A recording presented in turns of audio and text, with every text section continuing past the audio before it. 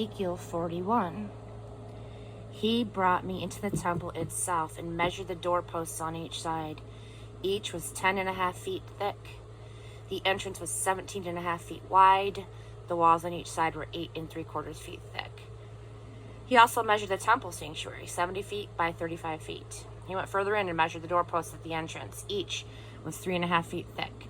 The entrance itself was 10.5 feet wide, and the entrance walls were 12.25 feet thick. He measured the inside sanctuary, 35 feet square, set at the end of the main sanctuary. He told me, "This is the Holy of Holies." He measured the wall of the temple. It was 10.5 feet thick. The side rooms around the temple were 7 feet wide. There were 3 floors of these side rooms, 30 rooms on each of the 3 floors. There were supporting beams around the temple wall to hold up the side rooms, but they were freestanding, not attached to the wall itself. The side rooms around the temple became wider from the first floor to the second floor to the third floor.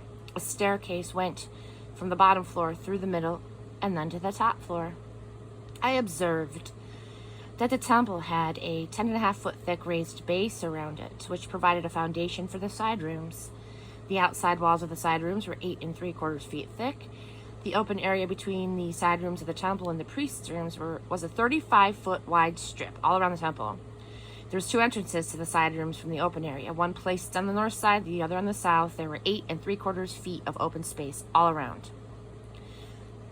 The house that faced the temple courtyard to the west was 122.5 feet wide, with 8 3/4 foot thick walls. The length of the wall in the building was 157.5 feet. He measured the temple, 175 feet long. The temple courtyard in the house, including its walls, measured 175 feet. The breadth of the front of the temple in the open area to the east was 175 feet. He measured the length of the house facing the courtyard at the back of the temple, including the shelters on each side, 175 feet. The main sanctuary, the inner sanctuary, and the vestibule facing the courtyard were paneled with wood and had window frames and door frames in all 3 sections. From floor to windows, the walls were paneled. Above the outside entrance to the inner sanctuary and on the walls at regular intervals, all around the inner sanctuary and the main sanctuary, angel cherubim and palm trees were carved in alternating sequence. Each angel cherub had 2 faces, a human face toward the palm tree on the right and the face of a lion toward the palm tree on the left. They were carved around the entire temple. The cherub palm tree motif was carved from floor to door height on the wall of the main sanctuary. The main sanctuary had a rectangular door frame. In front of the holy place was something that looked like an altar of wood, 5 1/4 feet high and 3.5 feet square. Its corners, base, and sides were of wood. The man said to me, "This is the table that stands before God." Both the main sanctuary and the holy place had double doors. Each door had 2 leaves, 2 hinged leaves for each door, one set swinging inward and the other set outward. The doors of the main sanctuary were carved with angel cherubim and palm trees. There was a canopy of wood in front of the vestibule outside. There were narrow windows alternating with carved palm trees on both sides of the porch. Chapter 42. The man led me north into the outside courtyard and brought me to the rooms that are in front of the open space in the house facing north. The length of the house on the north was 175 feet and its width 87.5 feet.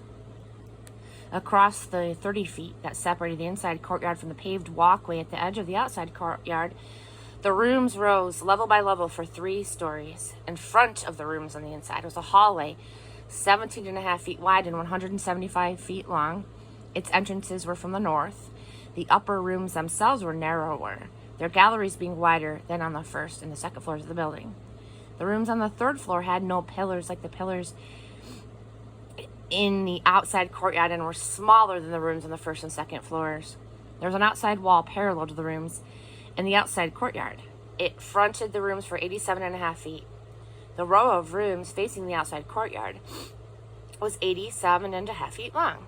The row on the side nearest the sanctuary was 175 feet long. The first floor rooms had their entrance from the east, coming in from the outside courtyard. On the south side, along the length of the courtyard's outside wall, and fronting on the temple courtyard were rooms with a walkway in front of them. These were just like the rooms on the north, same exits and dimensions, with the main entrance from the east leading to the hallway and the doors to the rooms the same as those on the north side. The design on the south was a mirror image of that on the north. Then he said to me, the north and the south rooms adjacent to the open area are holy rooms, where the priests who come before God eat the holy offerings. There they place the holy offerings, the grain offerings, sin offerings, and guilt offerings. These are set apart rooms, holy space. After the priests have entered the sanctuary, they must not return to the outside courtyard and mingle among the people until they change the sacred garments in which they minister and put on their regular clothes. After he had finished measuring what was inside the temple area, he took me out the east gate and measured it from the outside. Using his measuring stick, he measured the east side, 875 feet. He measured the north side, 875 feet. He measured the south side, 875 feet.